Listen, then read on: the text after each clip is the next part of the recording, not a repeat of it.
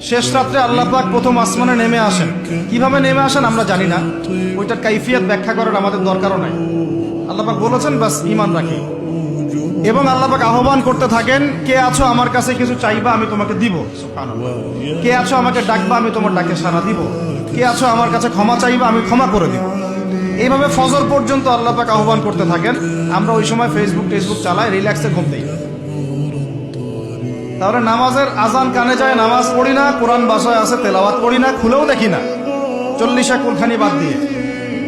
আর শেষ রাত্রে আল্লাহ পাক আহ্বান করতে থাকেন, আমি উঠে ওযু করে 2টা রাকাত নামাজ পড়ে একটু দোয়া করবো, সেটা পারি না। এই আমি আবার যখন দিনের বেলায় এলেম শিখতে যাই, এমন জায়গায় এলেম শিখতে যাই যেখানে নারী পুরুষ একাকার অবস্থা, ফ্রি মিক্সিং।